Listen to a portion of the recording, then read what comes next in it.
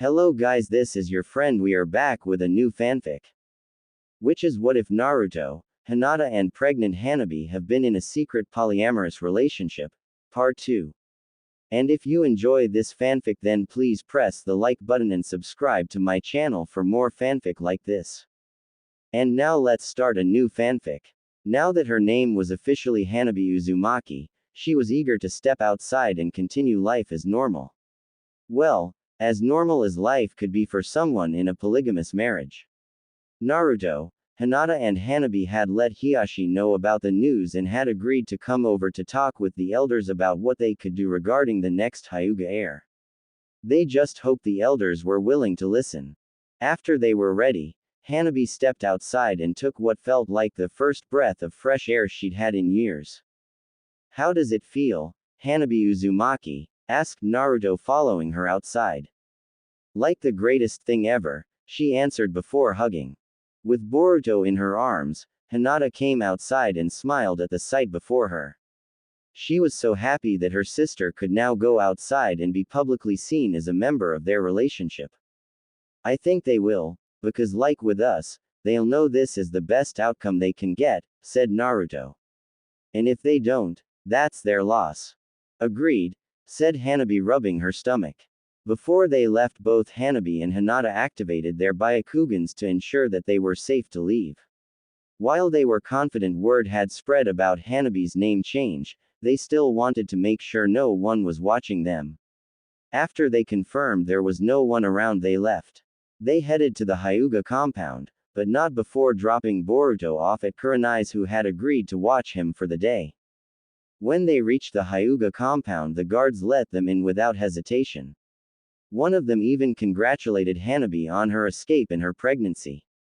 They wasted no time heading to Hiashi's chambers, who was waiting for them with a group of Hyuga elders. "Good you're here, please have a seat," Hiashi requested. They all sat down on the same side as Hiashi and faced the elders. The elders didn't look happy, especially the main one, who was Hiashi's father.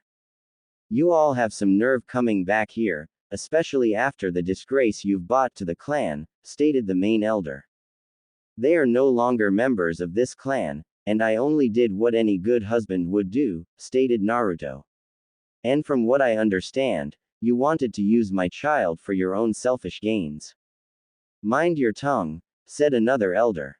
"No, he has a right to speak just like any of us, and not just because I was also against what you wanted to do with Hanabi's unborn child," interjected Hiashi.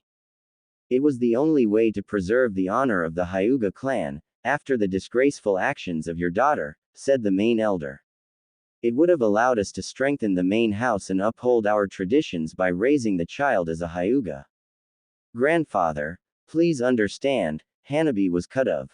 "Don't call me that," interjected the main elder. "After everything you've done, you are no longer my grandchild."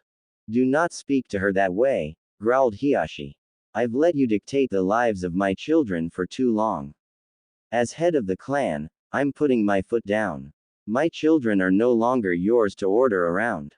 And while they may not be Hyuga anymore, they are still my daughters, meaning they will always be welcome in my home. I recommend you accept that, as they will continue to be a part of my life whether you like it or not." The elders could tell that Hiashi's decision was final, and even if they all voted against him, he would refuse. Despite his responsibilities as clan leader, it was clear he was now choosing to put his responsibilities as a father first. "Very well, but you still have responsibilities to the clan," said the main elder. "With both your daughters now Uzumaki, they can no longer be heir to the Hyuga clan. And sadly, the next in line to be clan leader passed away during the war. A tragedy that saddens all of us. We'd better get going," interjected Hinata. "We don't want to keep father and the elders waiting. So, it is your responsibility to pick the next heir," clarified the main elder. "That is why we are all here," stated Hiashi. "Naruto has come up with a solution that can satisfy us all. He is no Hyuga, why should we listen to anything he has to say?" asked the main elder. "Because I think this decision is most fair," answered Hiashi. "Fine, we'll hear him out," but if he's going to suggest one of his children be clan heir, that'll be impossible, unless he wishes to hand one over to be raised by us, stated the main elder. That'll never happen. They are my children, and they will be raised by me and my wives, clarified Naruto. Then what do you propose? Asked another elder who seemed far more reasonable than the others. First, I want to clarify a few things. You wanted Hanabi's child, because you felt an Uzumaki, Hyuga hybrid could strengthen the clan, but you wanted them to be raised under your ways. Asked Naruto. Correct, answered the main elder. You couldn't do this with my son Boruto, as Hinata had already given up her rights to the Hyuga by becoming an Uzumaki, meaning our son was born an Uzumaki. Asked Naruto. Also correct, but at the time Hanabi was still a Hyuga, meaning her child could be born a Hyuga, confirmed the main elder. However, in doing so you also wanted brand Hanabi and take her child away from her. Asked Naruto. It was the only way to ensure the child was raised right, stated the main elder. That's where our issue comes in. We feel that there is a better way in raising the next Hyuga leader, than by taking them from the people who love them the most, said Naruto. Furthermore, I feel we need to change our approach to raising our leaders anyway. Our outdated and cruel practices were not what Hinata needed to grow strong. They may have worked for Hanabi, but had I been more caring and compassionate to Hinata, she would have progressed much faster. We fear the same fate would have befallen Hanabi's child had we let you take them from their parents, interjected Hiashi. You call our practices outdated and cruel, and yet your son-in-law is practicing something done by tyrannical dictators, stated the main elder. That might be true, but I'm doing it out of love, not because I can, interjected Naruto. Regardless, you still haven't told us how we is supposed to find our next heir, stated the main elder, wanting to get this conversation back on track. I don't think the heir should be chosen, suggested Naruto. What are you talking about? Asked the main elder. I'm guessing you'll always want the heir to be a descendant of the main house. Asked Naruto. Yes, but in this case, we'd be willing to accept the most appropriate member of the branch family, now that the main family line is dead, answered the main elder. Maybe it doesn't have to die, suggested Naruto. What do you mean? Asked the reasonable elder. The only reason the main line has died is because of the choices Hanabi and Hinata made. They decided there were things they wanted more than being their clan leader, said Naruto, taking both their hands. Choices they shouldn't have been allowed to make, as it was the responsibility of at least one of them to become clan leader, argued the main elder. Don't you think that maybe it was the lack of choice that made them decide to leave? Asked Naruto. The Hyuga elders were speechless by this response. For the longest time people told me I would amount to nothing, but I made the choice to prove them wrong and become the ninja I am today. You also thought Hinata was destined to be a failure, but she managed to prove you wrong. We're living proof that the only people who decide our destinies are us, and we accomplished that through the choices we made, stated Naruto. If I may interject again, for the longest time the Hyuga hasn't allowed its members to choose their own path. We force them to have a predetermined destiny at birth, which has only created turmoil over time. Both Neji and Hinata broke that cycle, and now Hanabi has as well, stated Hiashi. My point is, it shouldn't be solely up to you or Lord Hiashi who becomes the next heir to the Hyuga clan. It should also be up to the individual if they want to be clan heir. Both you and Lord Hiashi can have your preferences as to who you want to be clan leader, but in the end, it should be up to the individual if they want to be clan heir, stated Naruto. I don't want to force any of my kids to follow a path they don't want to follow. Both Hinata and Hanabi nodded at this statement. But I can understand and respect your desire to want to have your next leader be a descendant of the main branch. So, this is what I propose. Please wait a few more years until my children are older. As you know, Hinata and my son Boruto has my eyes, which lowers the chance of him having the Byakugan. The same could be true for my child with Hanabi. However, Lord Hiashi has confirmed there is still a chance they could inherit the Byakugan regardless of how their eyes look. Should they awaken the Byakugan, We're happy for them to be considered as the next Hyuga heir, but only when they are old enough to make the decision on their own and only if it is what they want, stated Naruto.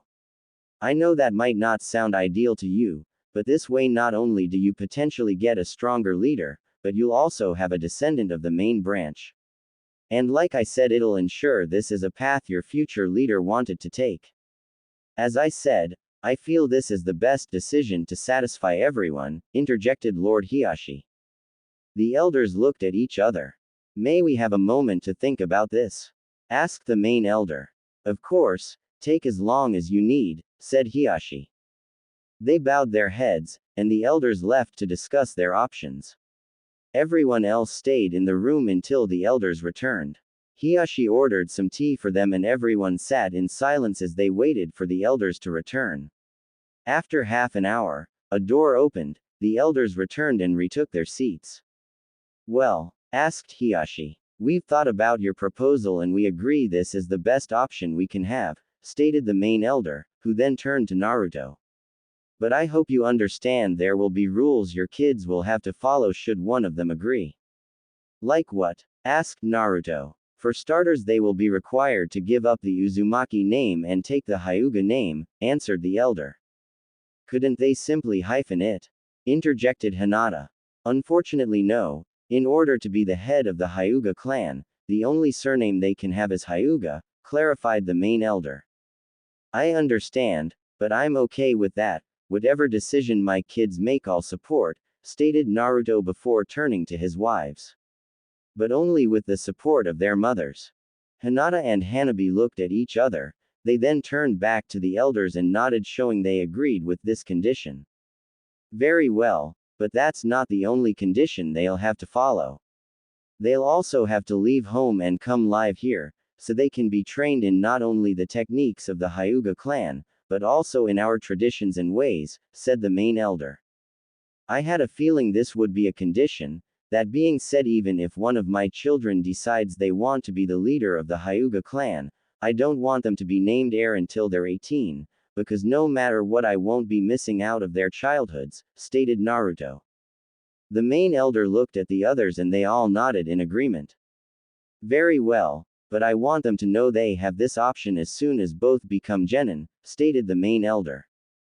Make it till they're chunin. I think they should be able to grow as ninja first before they have to make a decision, countered Naruto.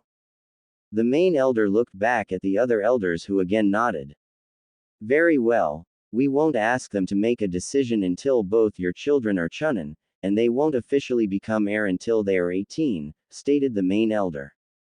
But our other conditions stay. They must take the name Hyuga and live at the compound after they are named heir. Naruto turned to Hinata and Hanabi, both nodded, showing they also agreed with the proposed conditions. Before I agree to this, I have one more question to ask, stated Naruto, turning back to the elders. Will my wives and I still be allowed to see the child who decides to become heir? The main elder sighed. We initially felt you should cut all ties if one of your children decided to be heir, but then we remembered what Lord Hiashi said about his daughters. That no matter what name they have, they will always be his children and a part of their lives. I'm guessing it's safe to assume you'll feel the same way about your children. Naruto nodded. Then yes, you'll still be allowed to see your children, even if they decide to become heir to the Hyuga clan, stated the main elder. Then I'd agree to your conditions, stated Naruto. It's settled then, said the main elder. For now, we won't make any demands for an heir to be named. Should your children inherit the Byakugan, they will become potential candidates for clan heir. When they become chunin, they will be informed they can take this path. Should one of them decide to become clan heir, on their 18th birthday they will be officially named heir. But should both your children decline the option of being clan heir, then it is Lord Hiashi's responsibility to name a new heir as soon as possible. This is a responsibility I accept, stated Lord Hiashi. Very good. Now, I think we can all agree this meeting is over, said the main elder as he and the other elders stood. We look forward to seeing what your children decide in the future. Without another word spoken, the Hyuga elders left. Well, I'm glad that's over, sighed Naruto. I hate having to be that formal. You did look very uncomfortable the whole time, laughed Hinata.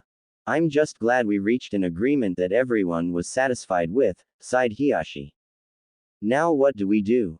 Asked Hanabi. If you ask me, we should go celebrate, stated Naruto. Anyone up for ramen? Sounds good, I'm starting, said Hanabi.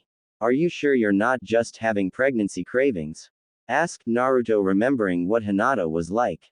I don't care, I'm hungry and I want to eat, said Hanabi, getting impatient. Alright everyone, calm down, I think a good meal is what we all need after this drama, laughed Hinata. Would you like to join us, father? Maybe another time, I still have a lot to do, but I think you should all just enjoy yourselves, stated Hiashi. It's been a rough few weeks, let's just be thankful it's over. Well, the Hyuga clan might have backed down, but I don't think we can say the same for the rest of the village, stated Naruto, remembering the stares they got from other villagers after they had left home. Hanabi took his hand. Don't forget, Naruto, we agreed that as long as we have each other everything will be okay. I know, I just feel guilty that I'm putting you both through this, stated Naruto, hugging her. Hinata then came over and joined the hug. You don't have to, Naruto, we want to be with you and nothing is going to change that, said Hinata. Hiashi smiled. Although he didn't fully agree with the situation, he was just happy Naruto made his daughters happy. Life went on for the Uzumaki family.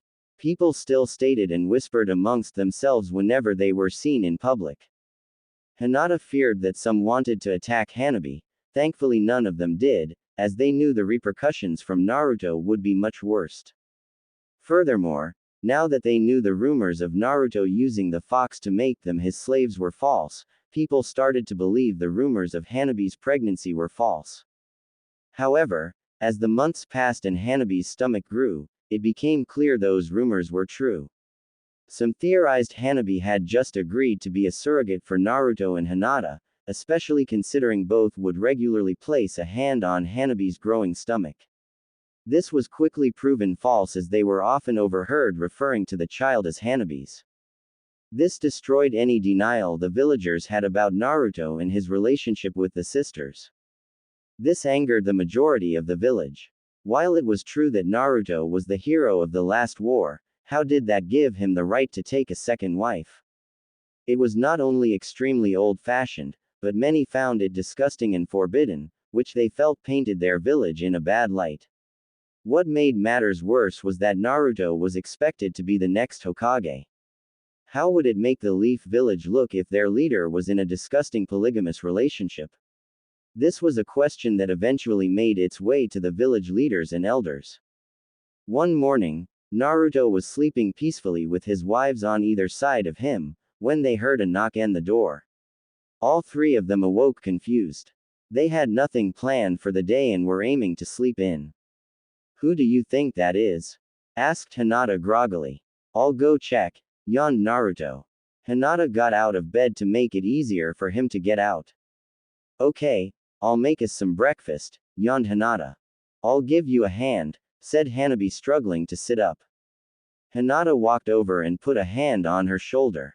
You're not doing anything. We'll say it as many times as we have to, until the baby comes, we're going to pamper you.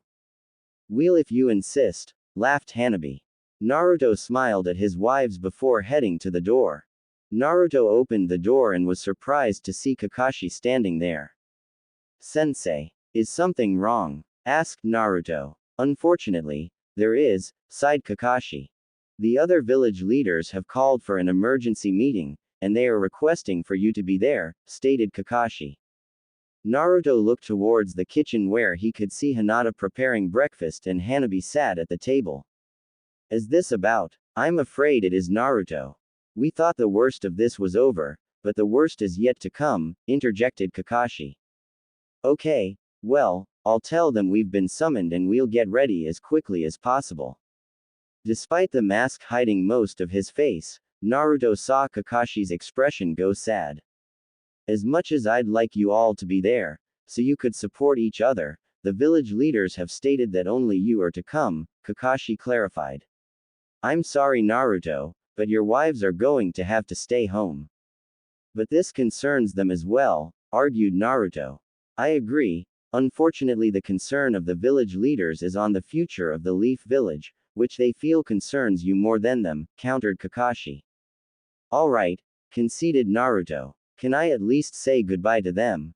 Of course, just don't be long, we don't want to keep them waiting, stated Kakashi. Naruto nodded before heading back inside. He told Hinata and Hanabi what was happening and how he had to go with Kakashi to meet with the village leaders.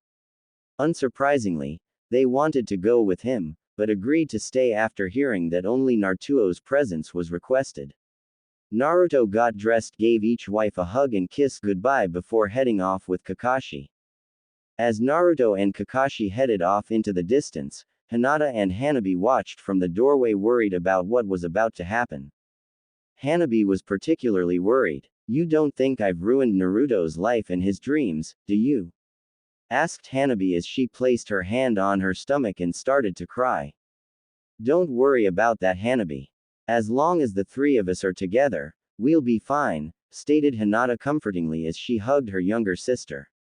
I just hope Naruto feels the same way, thought Hinata. As Naruto followed Kakashi to the Hokage office, he had a strong feeling that he was about to receive the worst news of his life. He just hoped that no matter what he was about to hear, the comfort of his new family would get him through it. As they entered the meeting room, Naruto was greeted by the other leaders of the Leaf Village, most of them looking very stern and angry.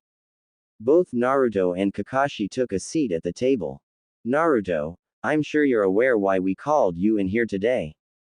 Asked one of the leaders. I'm guessing it relates to my relationship with my wives, said Naruto. Correct. As you know, much of the village doesn't approve of you being with not only your wife but her sister as well, said the same leader. With all due respect, I view Hanabi as my wife as well, and I wish for you to refer to her as such, requested Naruto. It doesn't matter what you view her as, you are only legally married to Hinata, meaning none of us are obligated to refer to Hanabi as your wife, said another leader. I disagree, interjected Kakashi. Naruto showed us respect by coming today without argument. Because of this, I believe we show him the same respect by referring to both his partners as wives while he is in our presence. As you wish, Lord Sixth, said the first leader that spoke. Good. Now I think we should stop stalling and start discussing the real reason why we're here, requested Kakashi. The leaders nodded in agreement. Very well, said the first leader. Naruto, we acknowledge that life hasn't been easy for you. You were treated unfairly due to being the Jinchuriki of the nine-tailed fox.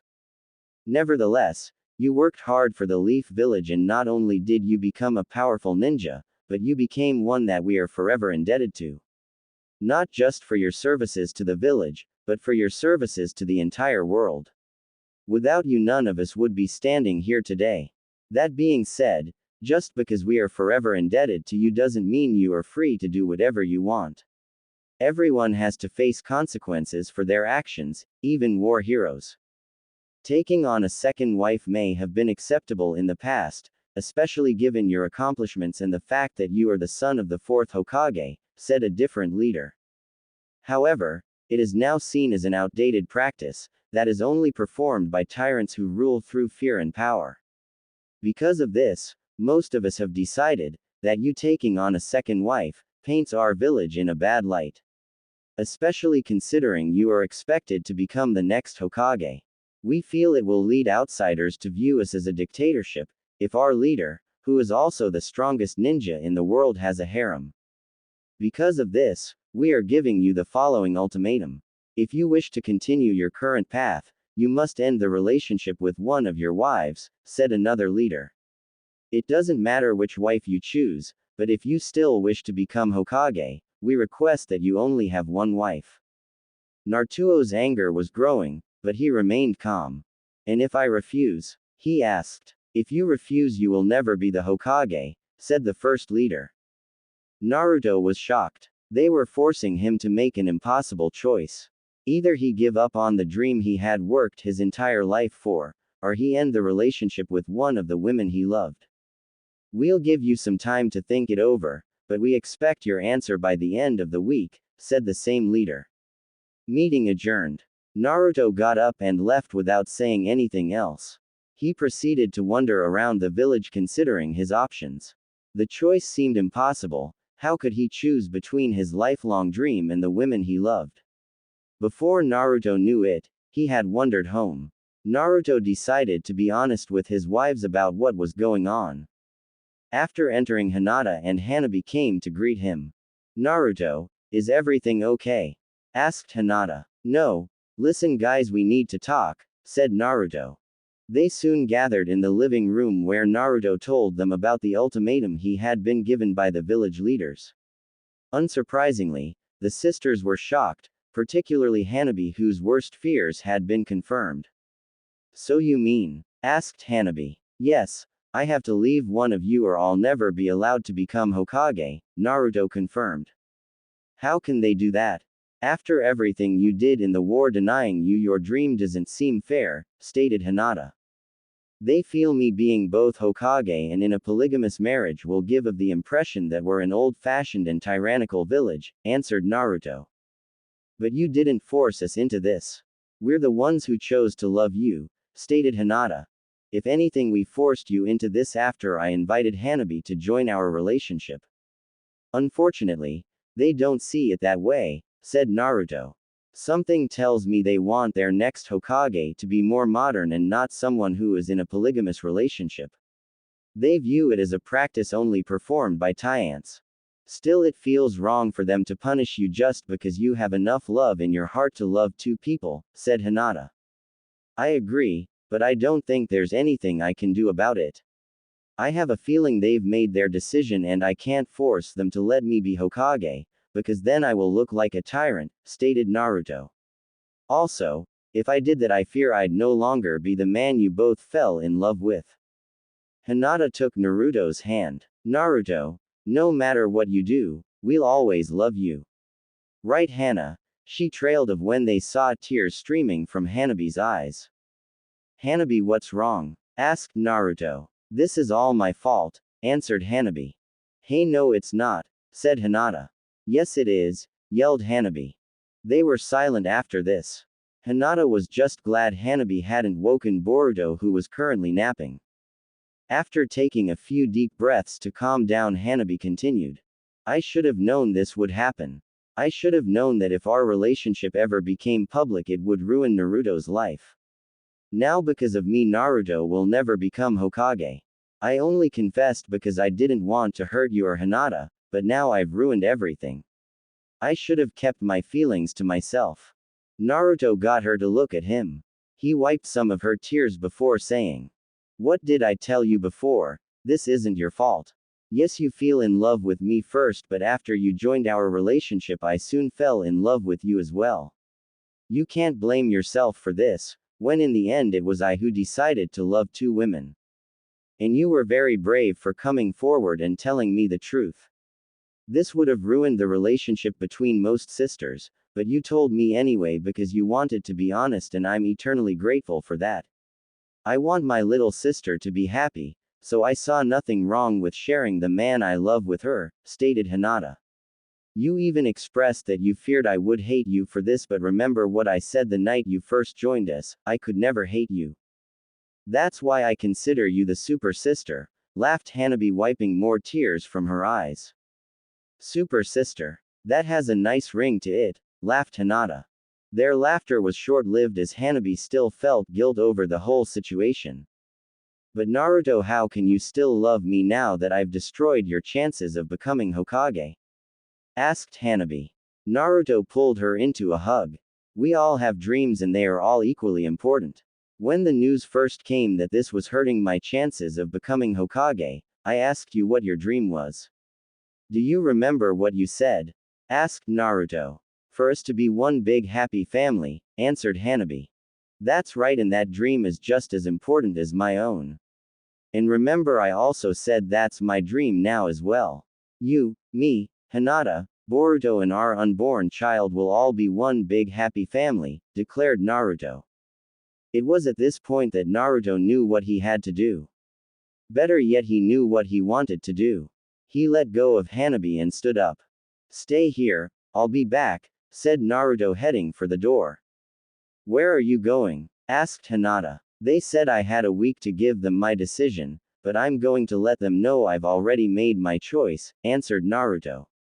What are you going to tell them? Asked Hanabi. I think you already know, said Naruto, looking back and grinning. You're really going to give up being Hokage for us?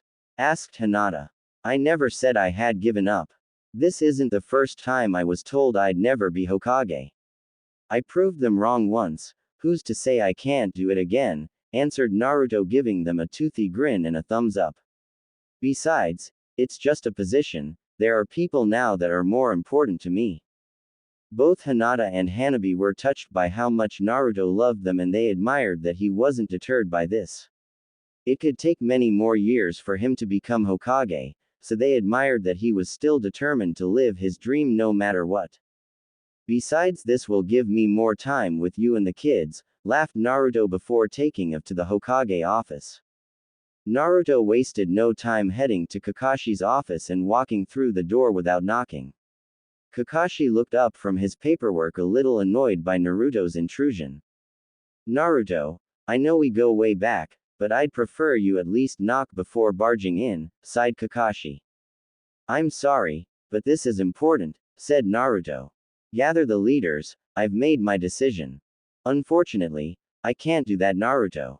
They have their own duties to fulfill and they won't be available until the end of the week, stated Kakashi. Why do you think they gave you the deadline? Naruto was annoyed but said, you know what, that's fine, I don't want to see them again anyway. Just let them know, I've made my choice and I'm staying with both my wives. Kakashi looked at Naruto seriously. Are you sure about this, Naruto?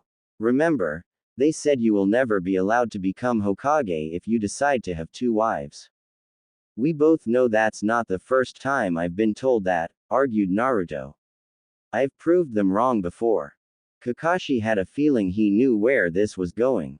And you want to prove them wrong again? Naruto nodded. You do realize, it could take years to change their minds, stated Kakashi. I don't care, I now have something more important to me than being Hokage, stated Naruto. A family. Despite a mask covering Kakashi's face, Naruto could tell that he was smiling. Very well, I'll let them know as soon as possible, stated Kakashi. And between the two of us, I think you made the right choice. Thanks, said Naruto. But before I go, I have another question. After the war, you said you wished to promote me to Jonin, but said I had to undertake leadership training first. Is there any chance we could speed that up, because we could use the extra money from the promotion? Kakashi laughed. Lucky for you, I looked into this after I received the news that you'd hurt your chances of becoming Hokage. Normally, you'd have to be promoted to Chunin before being allowed to become a Jonin. You mean I'll have to take the Chunin exams again, groaned Naruto. You didn't let me finish, stated Kakashi. Normally, you'd have to be promoted to Chunin first, but everyone including the other village leaders agree that it would be pointless for you to take the exams again, because your skill would far exceed that of the other applicants. Therefore, we've decided we can promote you without you retaking the exams. I also think you've done more than enough leadership training to warrant further promoting you to Jonin. So, you mean? Asked Naruto. Yes, because you currently can't become Hokage, I'm going to speed up your promotion to Jonin, Kakashi confirmed. Thank you, Kakashi-sensei, said Naruto. Don't worry about it, I too think the other villagers are being unfair about this, so I have no issue promoting you to a position no one can argue you don't deserve, stated Kakashi. Now look, I'd love to continue chatting, but I have a lot of work to do. Of course, see you later, sensei, said Naruto, who then left. Naruto ran back to his home to tell his wives the good news. Well, asked Hinata as Naruto came through the door. I told Kakashi-sensei that I wasn't leaving either of you. He's agreed to pass my decision on to the other leaders, answered Naruto. Was he upset about your decision? Asked Hanabi. He reminded me of the consequences, but he also feels I made the right choice. He even felt putting my family first was the right choice, stated Naruto.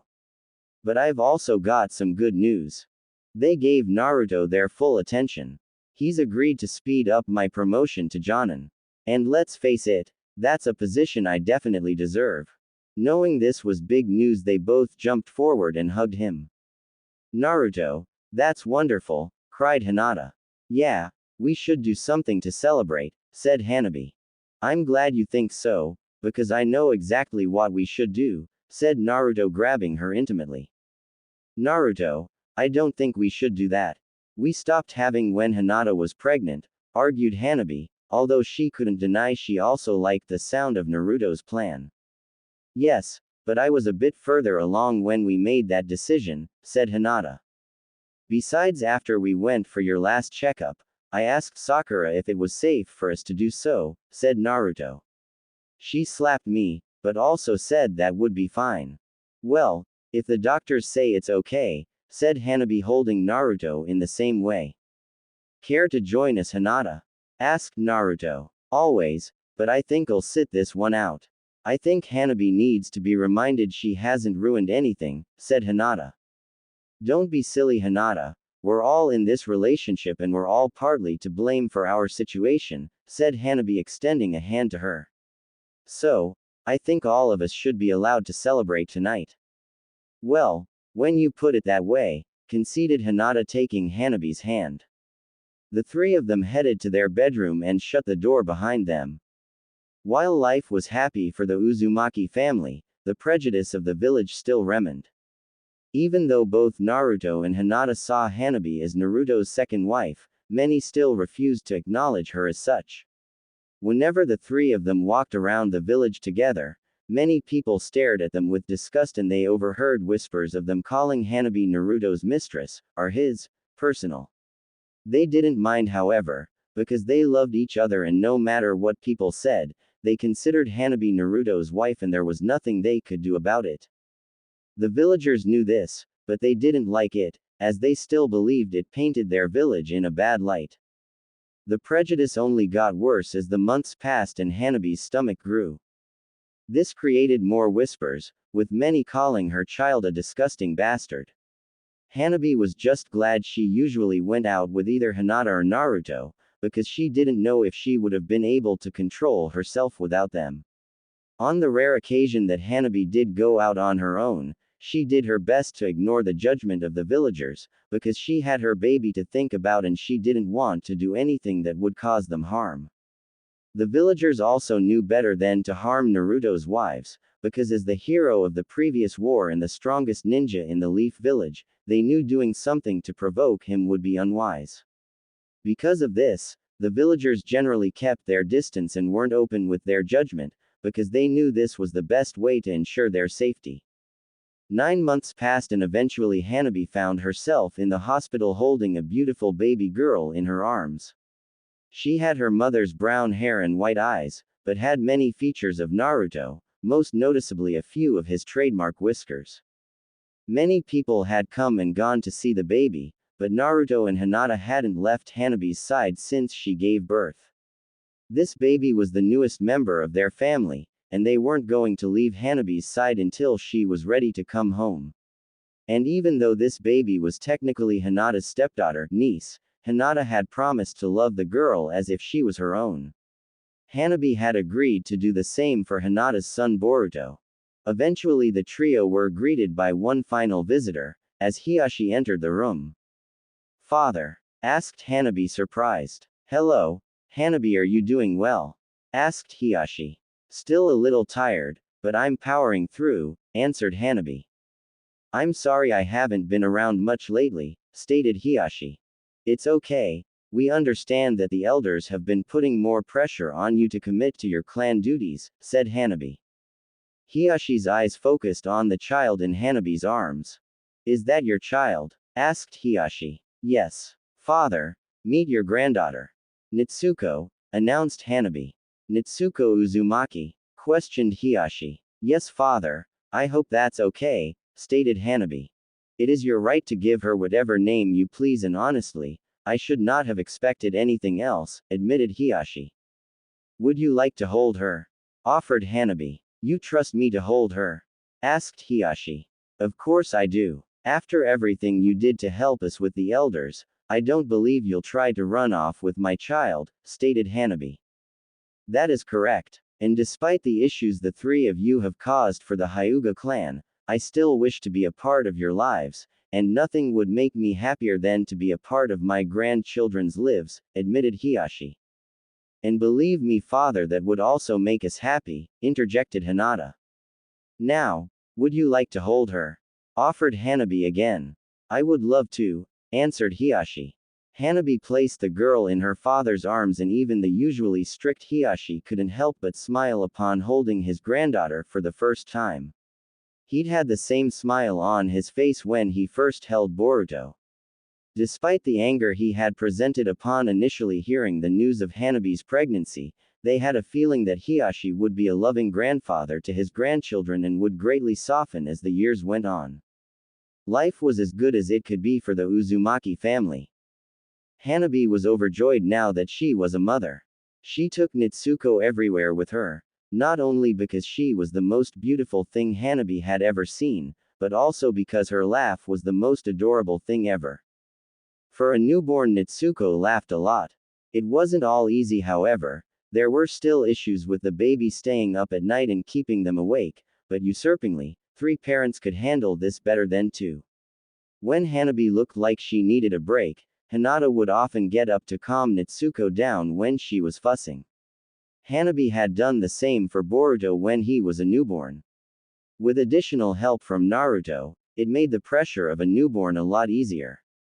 From here they came up with a system for childcare that worked for everyone, because if someone had to go away on a mission, the others were happy to look after the children. Hanabi was still on maternity leave, so responsibility would regularly fall on her to look after the children if Naruto and/or Hinata were called away for missions. She didn't mind, however, because Hanabi loved her daughter and nephew more than anything in the world. Naruto and Hinata would also return the favor by giving her a rest when they got back, and both had promised to look after Nitsuko once Hanabi returned to missions. Although the sisters were happy to help each other with tasks like this, there would be tasks in the future they would need to carry out either on their own or with Naruto. While both children were Naruto's, it was agreed that future punishments for either child would be handled by their parents. Meaning Hinata would handle punishments for Boruto and Hanabi would handle punishments for Nitsuko, but Naruto was to support both mothers and was allowed to punish either child. They knew this would be difficult, however, because Hinata loved Nitsuko as if she was her own and Hanabi felt the same about Boruto. Thankfully, they knew it would be a few years before they had to worry about that.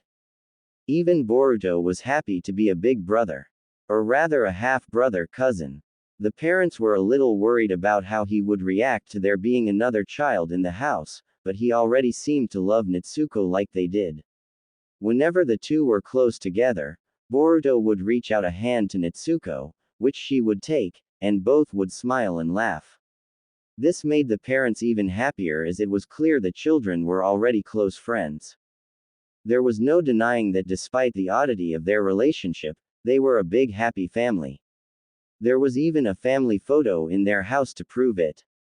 Naruto stood in the middle with a big grin on his face, as Hinata and Hanabi both kissed him on the cheek. Each child was being held by their respective mother, they had joined hands with each other and had smiles as big as their father. They also hadn't let the stress of having children interrupt their bedroom life. Unfortunately, while life was happy at home, the same couldn't be said for the outside world. Ever since Nitsuko's birth, the stares they received and the whispers they overheard only increased. It didn't sit well with the village that all 3 of them were together and they had no intention of splitting up. Some were even starting to view Naruto as a disgrace, because he'd thrown away his chance to be Hokage, all because he decided to love 2 women. This felt like a punch in the gut to Naruto at times. After everything he had done for both the village and the entire world, many of them hated him again, all because of one decision he made. The family did their best to ignore them, however, because the three of them were happy together and that was all that mattered. Hanabi was the one to face the worst backlash. As she wasn't legally married to Naruto like Hinata, most of the village refused to acknowledge her as a legitimate wife. This prejudice extended to her daughter. Hanabi was out one day with Nitsuko in a stroller, as Hinata had asked her to run a few errands. It was well known by this point that Hanabi was the third wheel in the relationship, so she was quickly recognized whenever she left the house. Thankfully, she was able to ignore the stares and whispers because spending time with her daughter took away all her cares. She quickly arrived at the shop and started finding the items Hinata had requested. During this time, she regularly saw people staring at her from the end of an aisle, but they would leave as soon as she turned to look at them. Hanabi wasn't worried, however, because she knew as Naruto's wife, she was safe. No one dared harm her out of fear of retaliation from Naruto. Even if someone was foolish enough to attack Hanabi or Nitsuko, Hanabi would personally make sure they lived to regret it. Hanabi soon finished and made her way to the checkout. The cashier didn't say anything to Hanabi as the items were priced, she only spoke when telling Hanabi the total. Hanabi gave her the money which the cashier made change for. "Thank you," said Hanabi politely, extending her arm for the change. The cashier, however, ignored Hanabi and put the change on the counter. Hanabi thought this was rude but went to take the change without saying anything. Hanabi tensed up at hearing this. She'd overheard some horrid things said about her daughter, but this was the first time someone had said it to her face. Hanabi took a few deep breaths to calm down. More than anything, she wanted to put this cashier through a world of pain, but also didn't want to risk hurting her daughter. She said nothing, collected her change and headed for the door. Before she left, she said, "You wouldn't like me saying that about your child, so I kindly ask you not say that about mine, because if you say that to me again you'll regret it." Hanabi left before anything else could be said. As she walked home, Hanabi was shaking with anger. She was hoping that over time the village would accept the situation and leave them alone, but that didn't seem like it was going to happen anytime soon. Hanabi feared that no matter how much time passed they would continue to view her as a mistress and her daughter as a bastard. Hanabi was pulled from her thoughts after Nitsuko started crying. She parked the stroller and went to comfort her daughter. This helped comfort Hanabi as well because it reminded her of what she loved the most and what was most important. On her way home she found herself passing by Yamanaka flowers. She wondered if the sight of some beautiful flowers could help lift her spirits. Maybe Hinata would like some flowers for the kitchen, thought Hanabi, entering. The moment she stepped inside, the stares began again. Unfortunately, this was a much smaller shop, making it harder to ignore them. She overheard things like, "I don't know what's worse, that the out in public or that she brought her bastard with her. Because of her Naruto will never be able to take his rightful place as Hokage. Naruto gave up his chances of being Hokage just to have a second partner. What a disgrace." Thankfully, however, there were still moments where they were reminded, they had people who supported them. "Hey, show some damn respect," shouted a woman. Everyone turned to see Ino, who had inherited the shop from her parents. Upon noticing the commotion, she decided to say something. "Naruto saved the entire world. Without him none of us would be here. So what if he has 2 wives, that was his choice. Furthermore, it's none of our business what he does in his personal life," scolded Ino. "Now quit staring or get the hell out of my shop." Everyone did as instructed and went back to browsing. "You okay?" asked Ino, approaching Hanabi. "Yeah, thanks Ino," sighed Hanabi sadly. "Don't worry about it, people need to mind their own business," stated Ino. "And hopefully if they see others stand up for you, they'll learn to leave you alone." Ino then knelt to look at Nitsuko. "Besides, how could anyone hate this little angle?" said Ino, caressing her cheek. "She's such a beautiful little girl. You should hear her laugh, it's the cutest thing ever," said Hanabi happily. "Well, maybe I'll get the chance to hear it on one of Inojin's playdates with Boruto," said Ino before standing up. "Anyway, Is there anything I can help you with? Did you want to get something special for your house?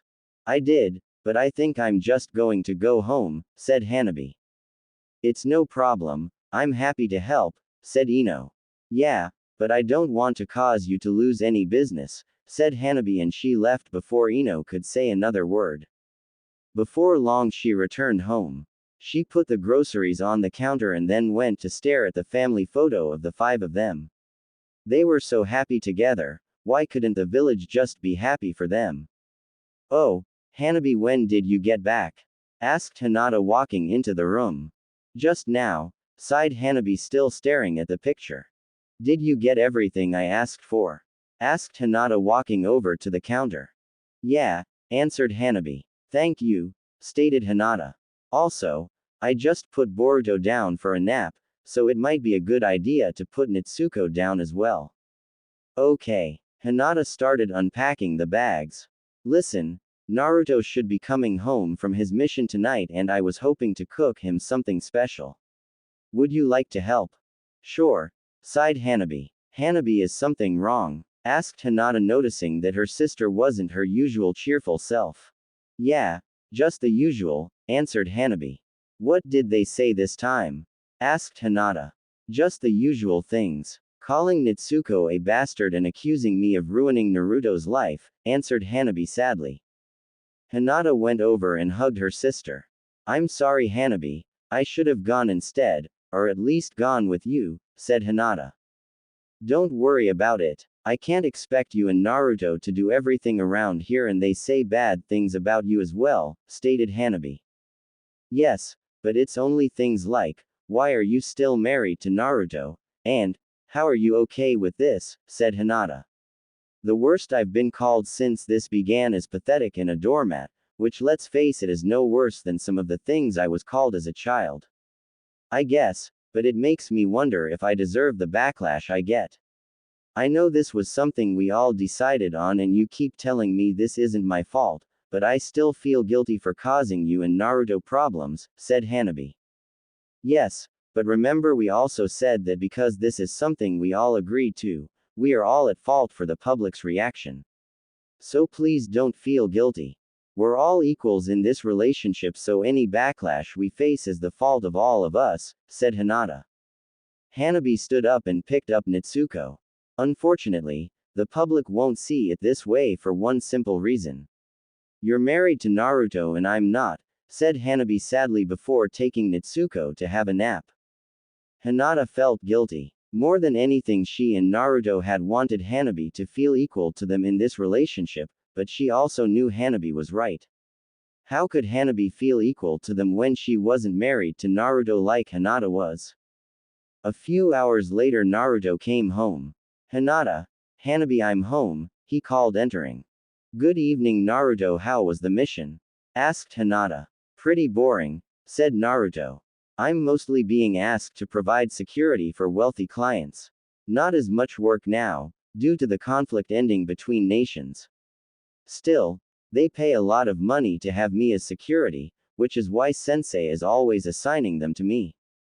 Hinata hugged Naruto. You're working hard to support our family and that's all that matters to me.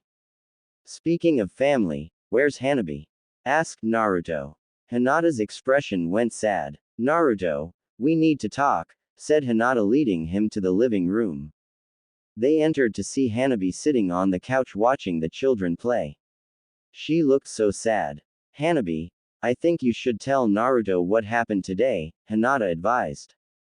Hanabi told Naruto everything. The incidents at both the supermarket and flower shop and how she expressed why the village will never view her as an equal in their relationship. Naruto held Hanabi close. I'm sorry, Hanabi, I wish I could do more to help you, said Naruto. I know, but what can you do? Asked Hanabi. You can't retaliate against them, that'll only make our situation worse. Still, I wish I could do something to ensure people didn't stare at us like freaks every time we went out in public, said Naruto, remembering instances from his own childhood where he was called a freak in public. Unfortunately, we can't change the public's opinion, said Hinata sadly. Well, what if we moved away? Asked Naruto. Hinata and Hanabi looked at Naruto confused. What do you mean? Asked Hinata. As you said, we can't change the public's opinion. What if we moved somewhere where we were accepted for who we are? Asked Naruto. I guess that could work, said Hanabi. But where would we go? I know, but I've been thinking about it, and although being Hokage will always be my dream, I've decided there are things more important to me now. Making sure both you and our children are happy, and I'm not sure I can do that if we stay in the Leaf Village, said Naruto. Also, I think the village has made their choice. They don't want someone in a polygamous marriage to be Hokage. Maybe I should just accept it isn't an option for me anymore. I can live with knowing that I was at least strong enough to be Hokage. But Naruto, it was your dream, stated Hinata. Like I said, there are more important things to me than dreams, said Naruto. Hinata smiled at this. She had initially fallen in love with Naruto due to his determination and desire to follow his dreams no matter what. One could argue this was Naruto giving up on his dream, but Hinata knew this wasn't the case. It wasn't that he had given up, he had just realized there was now something more important to him, and that was to be there for the women he loved. She had a feeling he would apply the same dedication to them, as he had to being Hokage, meaning Naruto hadn't given up on his dream had simply changed. That means everything to me, Naruto, said Hinata, wiping away a tear. Me too, said Hanabi, perking up. Besides, Lady Tsunade wasn't living in the Leaf Village when they decided to make her Hokage. I'm sure there will come a day when the village realizes they need you to lead them, and they'll be begging you to become Hokage. So, what do you think? Should we move? Asked Naruto. Again, where would we go? Asked Hanabi. Honestly, I don't know, said Naruto. After the war, I probably would have been welcome to join any of the hidden villages, but now I'm not so sure. I agree, why would another village would treat us kindly if the Leaf doesn't? Asked Hinata. I guess we could just move somewhere else, suggested Hanabi. Maybe we could set up a small security business where we offer our services as ninja. I still think we'd face the same problem. I feel no matter where we go, we'll still be treated poorly because of our relationship, sighed Naruto. I don't know why I brought this up, I already said the same thing to Gaara. What do you mean? Asked Hinata. I don't know if you remember, but shortly after Natsuko was born I went on a mission to the Sand Village. While I was there, I caught up with Gaara. He'd heard about how I was no longer allowed to become Hokage because of how the village felt about our relationship. He'd also heard about how we've been treated since our relationship became public, said Naruto.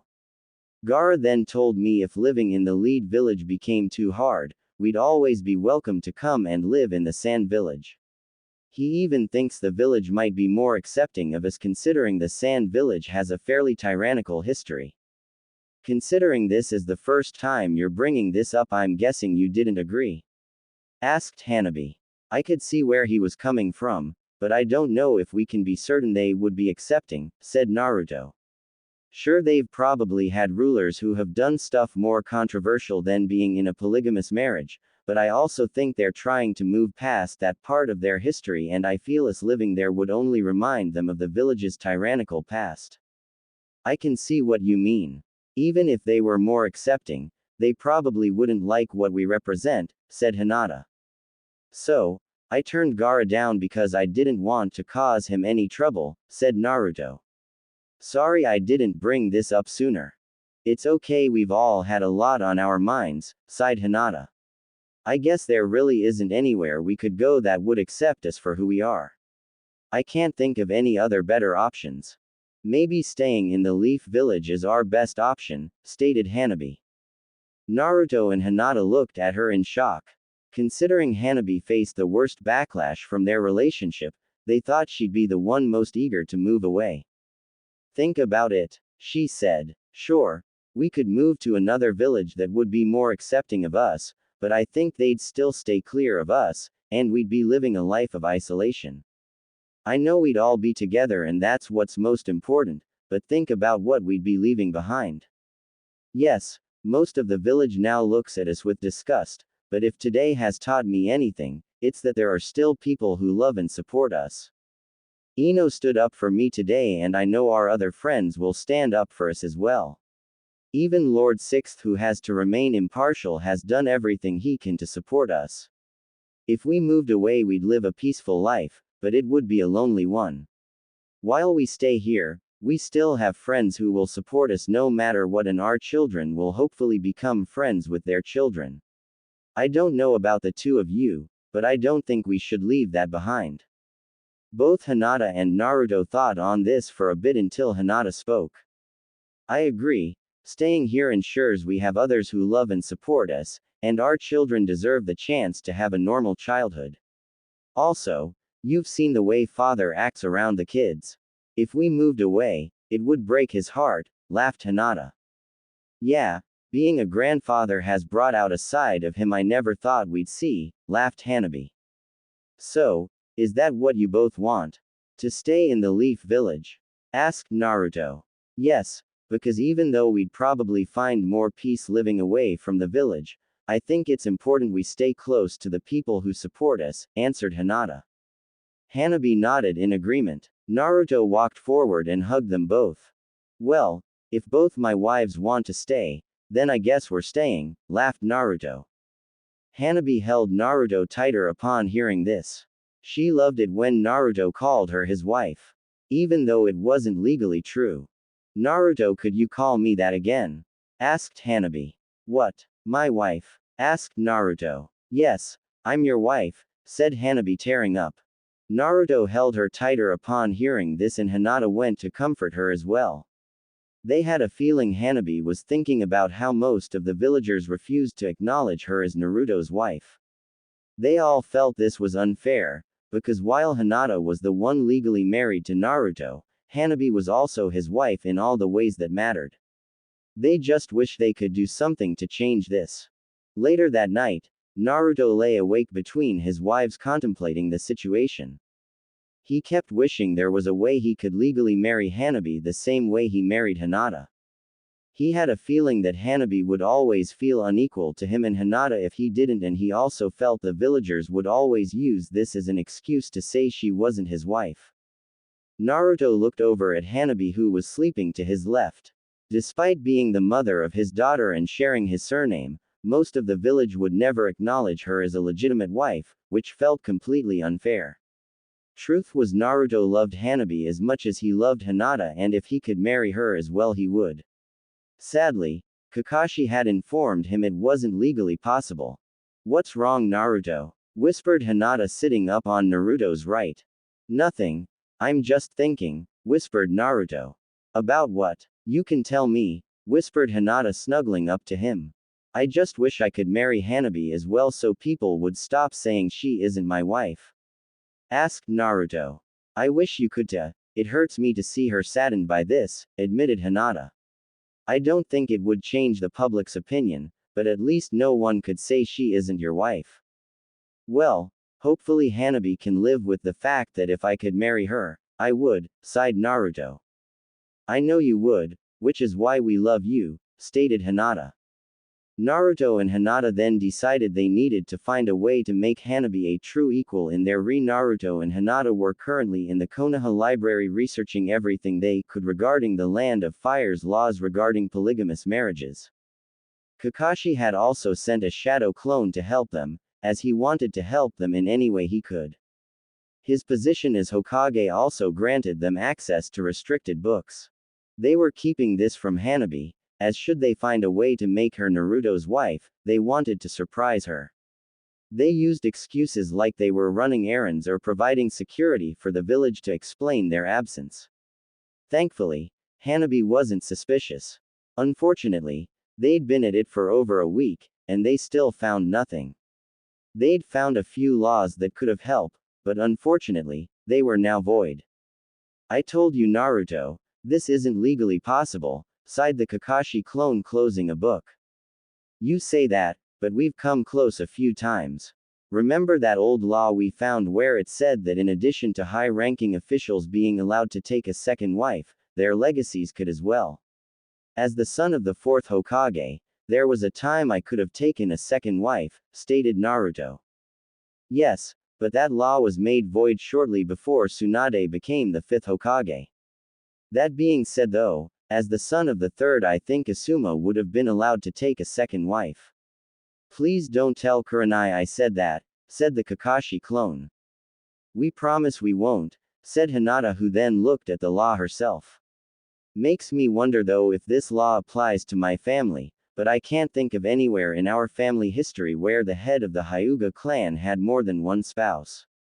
That's probably because it would have caused greater tension within the main family. There'd be greater arguments over who deserves to be heir, and something tells me some spouses wouldn't hesitate to kill each other or the children, said the Kakashi clone. Either way, I think it's a good start and maybe we'll find a modern law that applies to us, said Naruto. They continued researching for a few more hours before Hinata discovered something in a book detailing the most up-to-date laws regarding marriage in the Land of Fire. Guys, come over here, she called. Naruto and Kakashi's clone headed over. According to this, while legacies are no longer allowed to take additional spouses, people who hold or have held significant positions of power are still allowed to take on an additional spouse, stated Hinata. This includes the position of the Hokage. This law is still in effect. So, I could take on 2 wives if I wanted to. Interesting, thought the Kakashi clone. Oh, so you criticize me for taking on a second wife, but now you're considering it? Asked Naruto. I'm legally allowed to, and you said the reason you did this was because you didn't want to look a gift horse in the mouth. Also, as 6th Hokage I'm sure I could easily find 2 women wanting to be my wife, said the Kakashi clone. You could have done that before you became Hokage, joked Naruto, remembering how certain women had acted around Kakashi. Unfortunately, this still doesn't help us. It clearly states you have to hold or have held a significant position of power, Kakashi's clone clarified. And since you are now forbidden from becoming Hokage, this isn't a law you'll be able to use. Hinata, is there any way we can use this law to our advantage? Asked Naruto. Hinata scanned the entire section. When she was finished, she looked at him and sadly shook her head. What about the Clan Restoration Act we found in another book? Asked Naruto. During the early days of their research, Naruto had found a law known as the Clan Restoration Act. It detailed that if there was only one surviving male member of a strong bloodline, they were permitted to take more than one wife. The only other Uzumaki that Naruto was aware of was a female named Karen. From what they could tell, aside from his son Boruto, Naruto was the only male Uzumaki left. He was hoping he'd be able to use this law to marry Hanabi as well, but they hadn't been able to find a recent mention of it to see if the law was still in effect. Hinata proceeded to scan both the contents and index of the book to see if there was any mention of the Clan Restoration Act. She found something as she then turned to another section of the book. She soon looked sad before handing the book to Naruto and Kakashi's clone. They scanned the page to see the book say that the Clan Restoration Act had since been discontinued. So that's it then. There's no way for me to marry Hanabi as well, sighed Naruto. Hinata shook her head in sadness. Kakashi's clone had another look through the book to see if Hinata had missed anything. However, he too eventually put the book down and sighed. I'm sorry, Naruto, truly I am. It's okay, it's not your fault. We chose to be honest about our relationship, but now I'm wondering if we should have kept quiet until I became Hokage. We probably could have passed of Hanabi's child as Hinata's in the meantime and only told the truth when the time was right, stated Naruto. I don't think that would have worked either, added Hinata. We would have had to keep both Hanabi and I hidden until she had the baby so no one would figured out the truth. I feel people would have connected the dots eventually. The only way we might have gotten away with it is if we said Hanabi had agreed to be a surrogate, but even then, I think people would be suspicious. Still, if we found a way to keep this secret until I became Hokage, I could have married Hanabi without issue and no one could say she isn't my wife, said Naruto. starting to wonder if the village leaders knew about this and forbade me from becoming Hokage to ensure I couldn't take a second wife. Said Kakashi's clone, growing suspicious. Something wrong, sensei? Asked Naruto. No, it just occurred to me you could be right. The village leaders are probably far more familiar with the Land of Fire's laws than most. I wouldn't be surprised if they knew about this law and decided to forbid you from becoming Hokage to ensure you couldn't use it, said Kakashi's clone. They expressed that having our leader being in a polygamous marriage would make the village look bad, so I wouldn't be surprised if they were willing to take away the one thing that would allow you to marry Hanabi. The clone stood up. I'm going to look into this. It won't change anything, but it will reveal the true reasons why you've been forbidden from becoming Hokage. Thank you, sensei, said Naruto. The clone nodded before exploding in a puff of smoke and transferring its knowledge to the original Kakashi. Naruto slumped down in his chair and Hinata walked over to comfort him by wrapping her arms around his neck. I guess that's it then. There's nothing we can do that'll allow me to marry Hanabi as well, he sighed. If only I was Hokage, I could be happily married to both of you, and now that will never happen. I know, Naruto, and I'm sorry. We should have planned for this better, sighed Hinata. Still, even if you could legally marry Hanabi, something tells me the village still wouldn't acknowledge it as you married me first. Still, I just wish there was something I could do to make all of us equal, said Naruto. Hinata held Naruto tighter upon hearing this.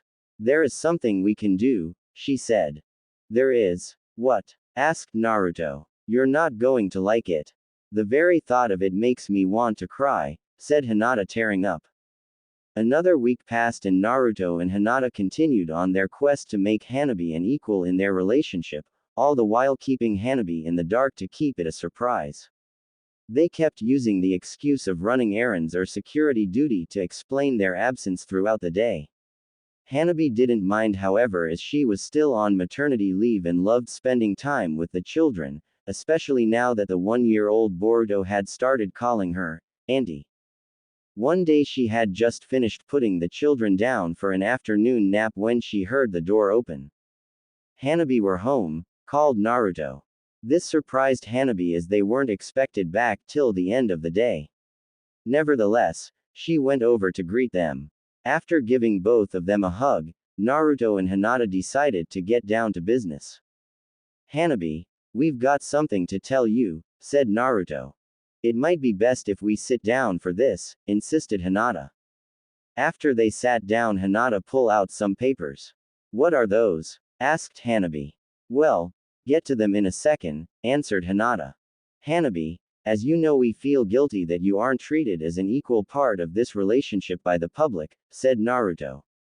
And I told you I don't mind, because I'm just happy I get to be with you, said Hanabi.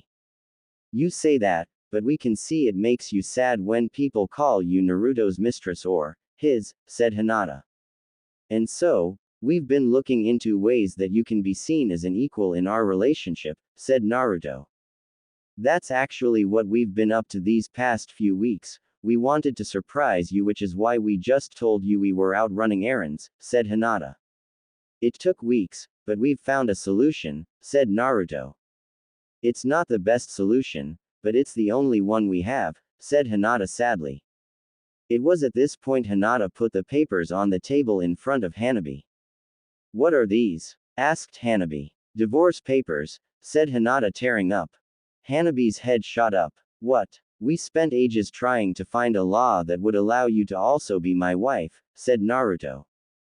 Unfortunately, any law that would have applied to us has long since been made void, said Hinata.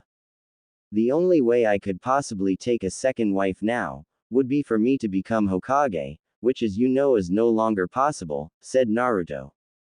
Sensei even confirmed that the other village leaders made this decision to ensure I could never legally marry you. Because of this, we knew we only had one option, cried Hinata. We decided if you can't be Naruto's wife, then I won't be either. It breaks my heart to do this, but if it means you'll be considered an equal in this relationship, I'll divorce Naruto. That way neither of us will be his wife, but we'll both be his romantic partner. This decision was very hard for Hinata, but she was willing to do it to make her sister happy. Hanabi picked up the papers and scanned them. Just say the word and Hinata and I will both. Naruto trailed off as Hanabi started tearing up the papers. What are you doing? Asked Hinata, who was now more confused than upset. You guys are not divorcing because of me, stated Hanabi, still tearing up the papers. But don't you want to be an equal partner in this relationship? Asked Naruto. More than anything, but that doesn't mean I want you two to divorce, said Hanabi, tearing the shredded paper into smaller shreds. But I thought it upset you that I was married to Naruto and you weren't, stated Hinata. It does a little, but I don't mind, said Hanabi, who had finished shredding the papers. I'll admit it does upset me a little that the village refuses to acknowledge me as Naruto's wife, but knowing that Naruto does makes me feel better, and that's all that matters. That's why I ask him to repeat it every time he says it, because it means the most coming from him. So, you're okay with the fact that you can't legally become my wife? Asked Naruto. You've already said I could, said Hanabi. What are you talking about? We said there's no way I can legally marry you while I'm married to Hinata, stated Naruto. From what I recall, you said you could marry me if you become Hokage, Hanabi clarified. It may not be possible now, but as I said before, I believe a day will come where the village practically begs you to become Hokage so you can lead and protect them. When that day comes, if you ask me to marry you, I will say yes without a moment's hesitation. Hanabi got up and started taking the shredded paper to the bin. Besides, Hinata deserves to be your wife. She was your first love, and she fell in love with you first. That's the drawback to being the younger sister, but it's one I accept. You say I deserve to be your wife just as much as Hinata, well, I agree. She deserves to be your wife right now, and nothing should prevent her from being your wife. I may have to wait a few more years to also become your wife, but it's a consequence I'm willing to accept. It also gives us another reason to stay in the village, as you'll become Hokage quicker if you stick around, Hanabi ranted before looking angrily at the shredded paper. This is not the solution. She then angrily threw the paper in the bin and slammed the lid. Hinata and Naruto were just glad she didn't wake the children. I didn't think she'd get this mad over this, whispered Naruto to Hinata. Neither did I, whispered Hinata. Hanabi then marched over to them angrily. Get up, she said, pulling Naruto and Hinata to their feet. Where are we going? Asked Naruto. To do the same thing we always do when the children are asleep, said Hanabi, pulling them towards their bedroom. You really want to do this now? Asked a surprised Hinata. Of course, I think we all need to release some tension, answered Hanabi, still dragging them. I have heard doing it while angry can make it more enjoyable, joked Naruto, trying to make light of the situation. Why do you think it called makeup? Asked Hanabi. After dragging them into the bedroom, Hanabi shut the door behind them. Life continued as normal for the Uzumaki family after that. The only difference was that they avoided the topic of making Hanabi an equal member of their relationship, as it clearly upset her. Hanabi had made it quite clear that as far as she was concerned, she was an equal member of the relationship, and while the village in the Land of Fire didn't acknowledge her as Naruto's wife, she was just happy that the Uzumaki family did. She also held firm in her belief that Naruto would still become Hokage someday, and on that day she would happily become his wife if he wanted her to. Until then, she was happy being a family with her husband, her sister, and their children. She'd also become more vocal about people saying bad stuff about her in public. If she was with her daughter, she would keep her cool, but if she was on her own, she would put others in their place. From here, they were able to grow more happily as a family unit. Despite this, even though Hanabi would have to wait to potentially become Naruto's legal wife, they still felt she deserved a proper wedding. One night, Hanabi was surprised to learn that her father had requested their presence at a formal event and even requested that they wear their nicest kimonos. They also been told this was a dinner for adults only, so they'd asked Kurenai if she could watch the children for the night. Thankfully, she agreed. They did as asked, and Hanabi was currently looking at herself in the mirror. Her hair was done, and she was dressed as nicely as possible. All ready to go? Asked Hinata, coming out of the bathroom. Yes. Do you know what this dinner is about? Asked Hanabi. Father didn't say. He just told me where he wanted us to go and when to be there, answered Hinata. Weird. Father isn't one to keep a secret like that, stated Hanabi. Maybe it's something he had to keep quiet about and didn't want to risk the word spreading, suggested Hinata. I guess, but I have a feeling this is related to the Hyuga clan, so I'm amazed we'd even be allowed to attend something like this, stated Hanabi. Don't forget, Father said that regardless of what name we have, we will always be his daughters.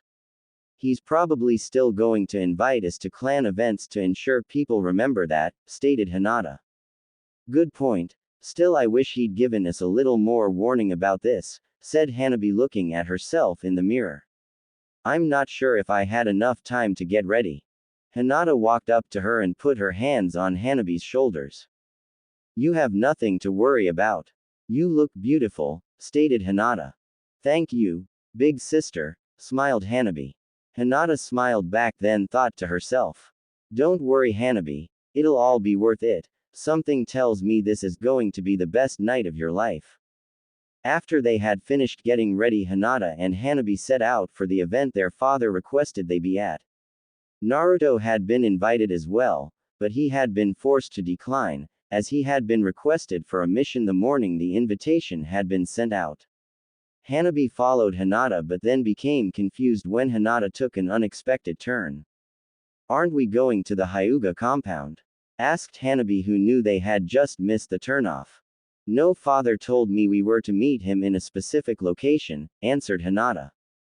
Where? Asked Hanabi. You'll see, smiled Hinata, not wanting to ruin the surprise. Unknown to Hanabi, this was all a ruse. There was no event their father had requested their presence at, and Naruto wasn't away on a mission. This is just what they told Hanabi so she wouldn't figure out what they were up to. However, Hanabi started to get suspicious when she recognized their surroundings. Wait, isn't this? Asked Hanabi, who remembered a magical day that had occurred here before. Yes, this is where Naruto and I got married, answered Hinata. What are we doing here? Asked Hanabi. Hinata smiled and said, I thought you would have figured it out by now.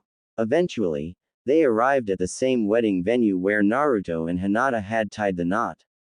It was done up in a similar fashion to how it was on Naruto and Hinata's wedding day, and there were quite a few people there waiting for them. It was at this point Hanabi started to realize they weren't at a Hyuga social event, because there were many people there she would never expect to see. On one side there were many members of the Hyuga clan, including her own father, and on the other side were all the people who had shown support for them, after the news of Hanabi's relationship with Naruto and Hinata had become public. Boruto and Nitsuko were also there, being held by Sakura and Kurenai respectively.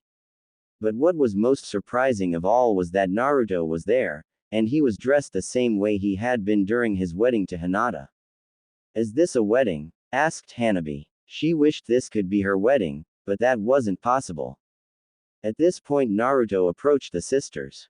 Hanabi, I know you said you're happy to wait to become my legal wife as you still believe I'll become Hokage someday, but Hinata and I have discussed it and we feel that just because I can't legally marry you doesn't mean you can't have a wedding. Stated Naruto. Hanabi couldn't believe what she was hearing. You said you didn't care if the Land of Fire doesn't acknowledge you as Naruto's wife, as long as the Uzumaki family does, stated Hinata. So, we decided to do what we had to make it official in the eyes of both our family and the people who support us, said Naruto. So, you mean, she feared to say the words in case they weren't true. Yes, but as we keep saying, you're an equal to us in this relationship, meaning we'll only do this if you want to, said Naruto. And I want to give you the same moments I gave Hinata. Naruto then got down on one knee. We won't be able to make it official until I become Hokage, but on this day with our friends and family as witnesses, Hanabi, will you? Naruto trailed off as Hanabi took his hand. She had tears forming in her eyes. Naruto just hoped they were tears of happiness. Yes, yes, I'll marry you, she said. Naruto stood up and hugged her. Are you sure, even though it could be years before we make it official? Asked Naruto. I'm sure. As I said, you will become Hokage one day and I'll happily wait for the day we can make it official, answered Hanabi. I've long since accepted that Hinata was your first love before me, but I don't care. All I care about is that you love me too. And I love the idea of becoming your wife, even if it means I'm your second wife. Naruto chucked. How did I manage to end up with the two best women in the Leaf Village? Asked Naruto. By being the best man in the Leaf Village, stated Hinata. At first it seemed like the three of them were going to hug forever. Guys, interjected Kakashi. I hate to interrupt your moment, but we're all here for a reason. Oh right, laughed Naruto. He took Hanabi's hand and led her to the front of the altar, as Hinata went to join the wedding guests. She also took over holding Boruto, who was fussing in Sakura's arms. Sorry, there aren't as many guests as there were at my wedding to Hinata, stated Naruto. It's okay, something tells me these are the only people I want at our wedding, because they're the only people who accept the union between the three of us, said Hanabi, smiling at her soon-to-be husband. You didn't have to do this, but I'm so glad you did. After reaching the altar, the ceremony proceeded as normal. They had made sure not to make it an exact copy of Naruto and Hinata's wedding, because they wanted Hanabi to know that this was her special day. Because of this, Naruto had written up a new set of vows for Hanabi. In them, Naruto promised to love Hanabi for as long as he lived and that no matter what she was his wife just as much as Hinata was. Hanabi in return said her own vows, although she hadn't been able to prepare anything, she spoke from the heart and said exactly what she wanted to say. I always feared, I would never get to be loved by you the same way you loved my sister, and yet things have turned out for the best. Not only do I have the best sister in the world for allowing me to share her husband with her, but I also know that I am now loved by the man I love with all my heart. And although one could argue our situation isn't ideal, they also can't argue that this isn't the best situation we could have hoped for between the three of us. I love you, Naruto, and I always will, so I don't care that I have to share you with my sister, because it means we both get to be loved by the man we love.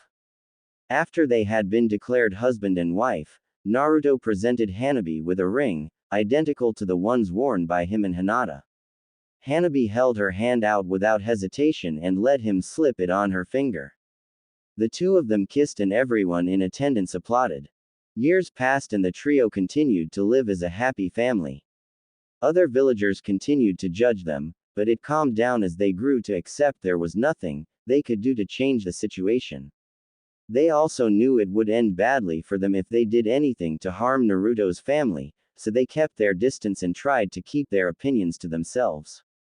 Even after a decade of marriage to his wives, the Leaf Village still refused to change their minds on Naruto becoming Hokage. Especially since they knew that if they ever changed their minds, Naruto would make Hanabi his wife as soon as possible.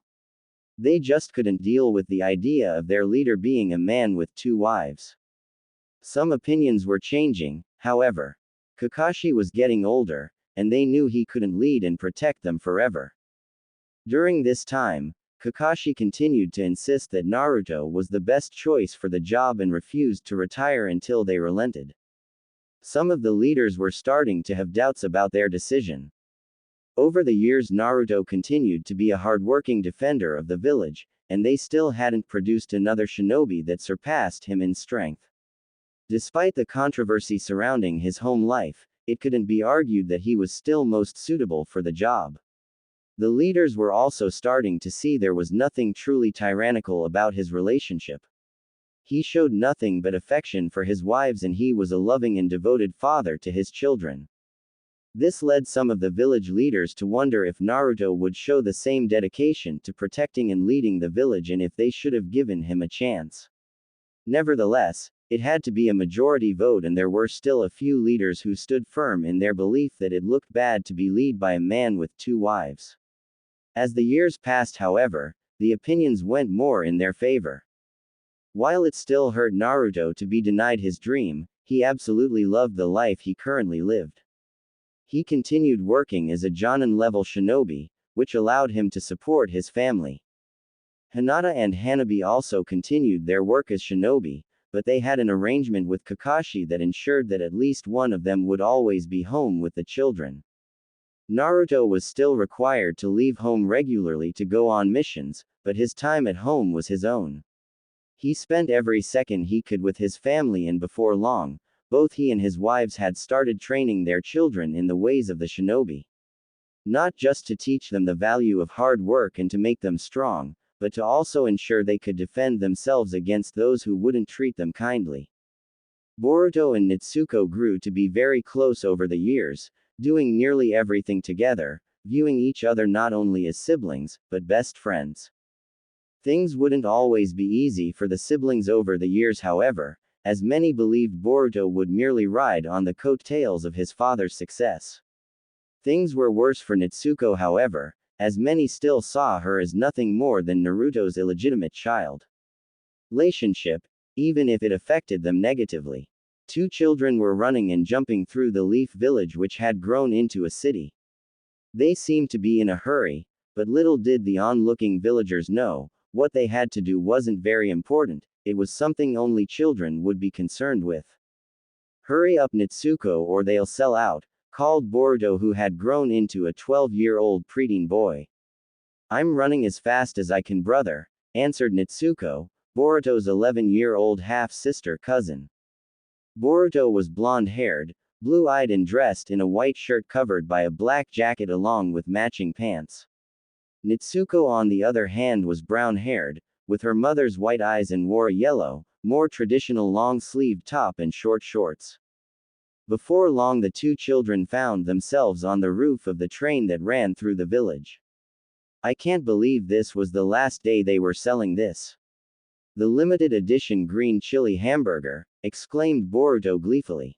The two had gone to Boruto's favorite restaurant, Thunder Burger, and purchased two separate burgers that would be discontinued by the end of the day. "Why were you so eager to get this?"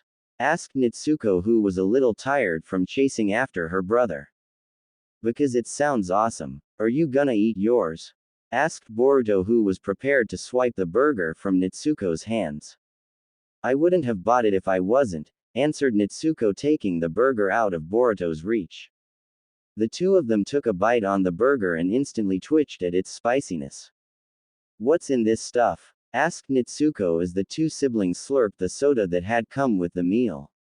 "No idea, but it's delicious," laughed Boruto. "I can see why you were so eager to get it before it sold out," stated Natsuko. "And you were rushing so much, I'm amazed you decided to stop and invite Shikadai." "Why wouldn't I? He's my pal and I didn't want him to miss out.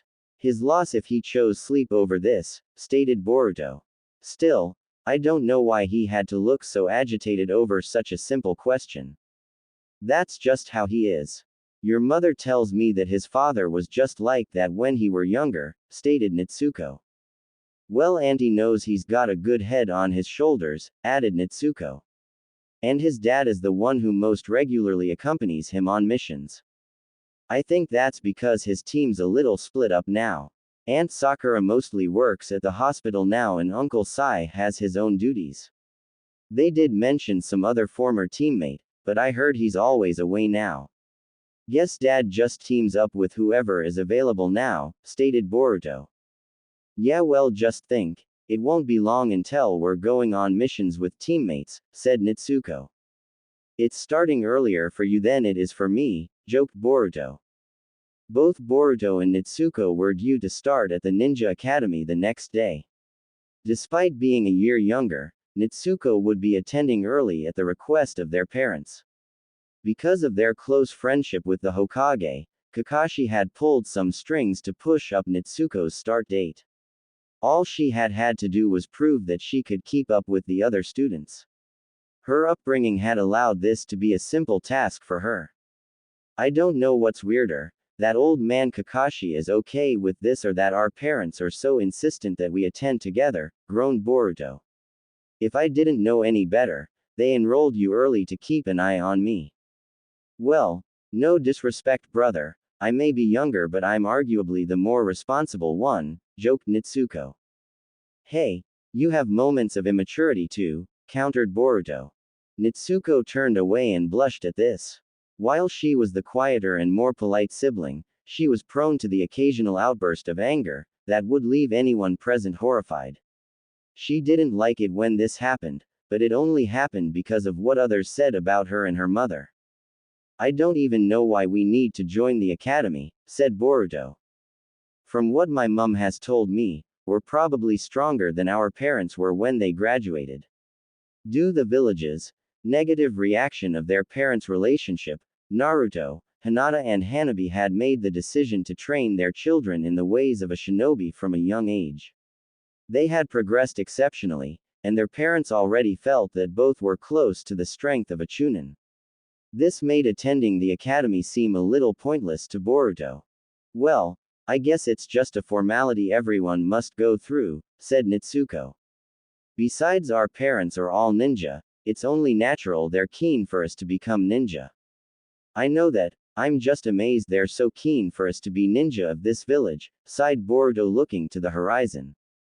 Nitsuko knew what he meant. The prejudice the village held against their parents had continued to the children. While Nitsuko had received worse treatment due to her mother not being legally married to their father, Boruto hadn't been spared from prejudice either. Many had called his mother a doormat and pathetic for not divorcing his father for his affair, and weren't afraid to say it to his face when his parents weren't around. You still annoyed that we still live in this village despite the way they treat our family? Asked Nitsuko.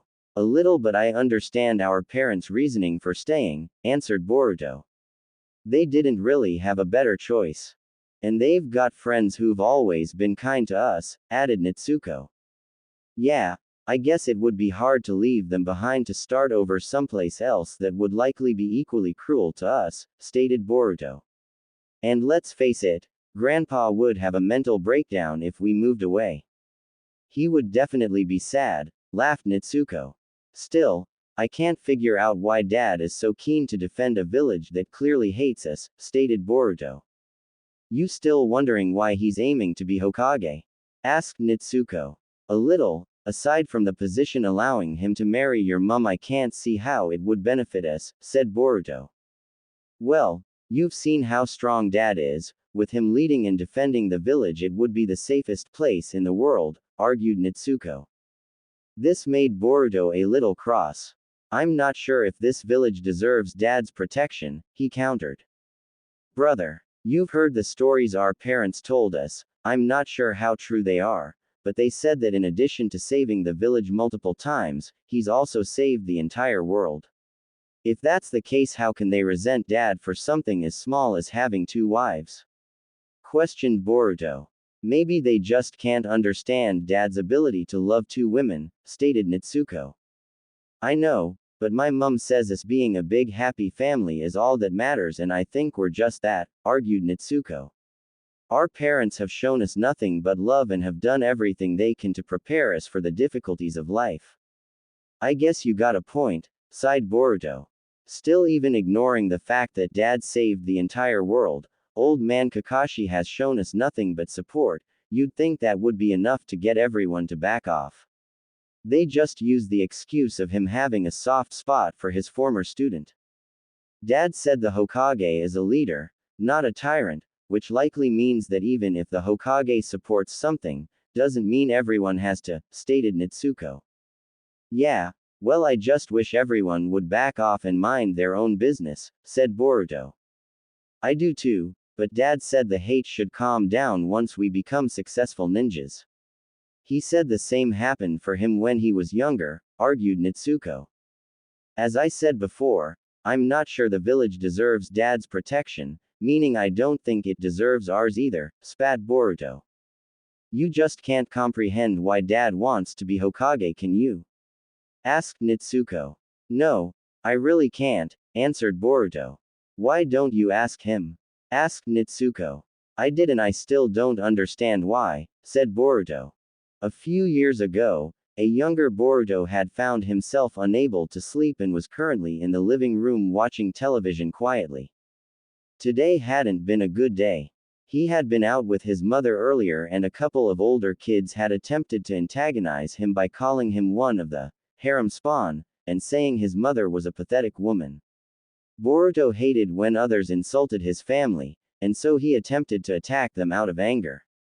Boruto was already a skilled fighter, so even though they were all bigger than him, Boruto would have likely been the victor had he been allowed to fight. As his mother was present, she overheard the commotion and stopped Boruto before he could do anything.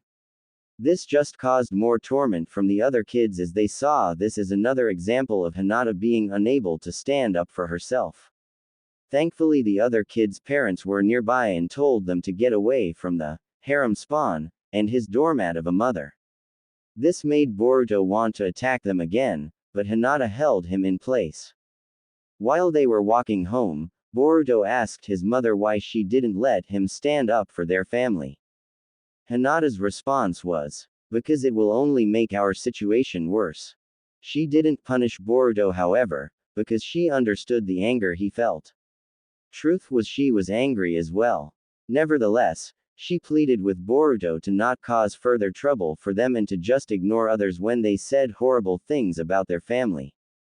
Unfortunately, this put Boruto in a bad mood for the rest of the afternoon. Even when his father came home and was greeted happily by the rest of the family, Boruto's mood stayed the same. Naruto of course asked what was wrong, but Boruto refused to answer. Hinata later told Naruto in private, and Naruto completely understood his son's anger. Naruto also hated what the village said about his wives and their children. There were days where Naruto wished he could attack them and force them to treat his family with respect.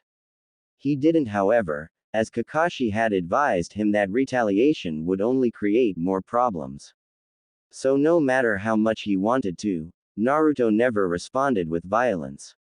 He had advised his wives to do the same, which is why Hinata had stopped Boruto from attacking the kids. Naruto was hoping to talk to Boruto about this. Unfortunately, the kids had already gone to bed before Hinata could tell him what happened. Naruto didn't have a mission the next day, so was aiming to speak to Boruto first thing in the morning. Thankfully, their time to talk would come sooner. Naruto had gotten up to use the bathroom when he noticed the TV on in the living room. He walked over to see Boruto watching a rerun of an interview Kakashi had done earlier that day.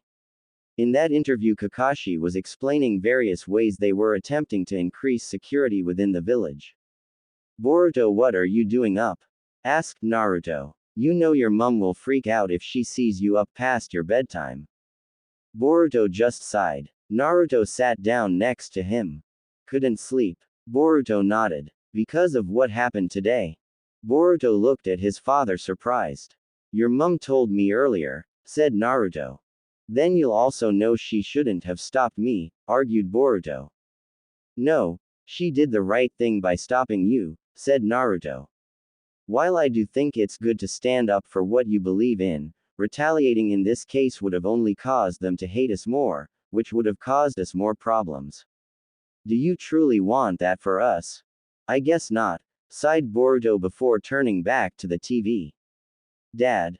"Yeah, why do you want to be Hokage?" asked Boruto. Naruto looked at the TV and could understand why Boruto asked that question. "Because it's the biggest honor a leaf shinobi can have. Being Hokage means you're not only responsible for defending the Leaf Village, but also leading it," answered Naruto. "Why would you want to lead a village that hates you?" asked Boruto. Naruto chuckled at that question. "You know, I'm amazed no one's asked me that question before." Boruto looked at Naruto confused. "Remember how I told you I'm the Jinchuriki of the nine-tailed fox?" asked Naruto. Boruto nodded. "Well, let's just say it led to me having a pretty rough childhood," laughed Naruto. Naruto then went into detail about how by being the Jinchuriki of the nine-tailed fox he had been rejected and shunned by most of the village for much of his childhood. This also meant he had no friends because although the children of the village didn't know the truth, they had been advised by their parents to stay away from him. And to answer your previous question, it became my dream to become Hokage, because not only did I want to be the strongest shinobi ever, I also wanted respect and acceptance from the village, and I knew the Hokage was someone everyone respected, answered Naruto. There was actually a time when I was well on my way to becoming Hokage. After you saved the world? Asked Boruto. Yup. After everything I had done during the war, there wasn't a person alive who could say I wasn't suited for the job, said Naruto. And you threw it all away after you fell in love with 2 women? Asked Boruto bluntly. Naruto laughed. Yeah, I guess I did. Why do you find that funny? Asked Boruto. Because honestly, I have no regrets, answered Naruto. Why not? Asked Boruto. Do you remember the story of how I fell in love with both your mum and auntie? Asked Naruto. I remember you saying you didn't get much say in the matter at first, and that after mum invited auntie to join your relationship it just happened, stated Boruto. That pretty much sums it up. I'm still amazed your mum was more okay with it than I was. To say she was obsessed with me growing up is an understatement, so I'm amazed she'd want to share me with anyone, especially her own sister, laughed Naruto. But making her sister happy has always been important to your mother, so she didn't see anything wrong with it. Though I knew if anyone else suggested sharing me, your mother and auntie would both raise hell. What does this have to do with you having no regrets? Asked Boruto. We knew if the truth came out, people might not react well, so we actually kept it a secret at first. However, after your aunt became pregnant with Natsuko, we knew we had to tell the truth. As predicted, most people reacted negatively. We faced many hardships after that, and we still do, but we've powered through it because at the end of the day we love each other and that's all that matters, said Naruto. It was shortly before Natsuko was born that I received the news that I could no longer become Hokage. IW.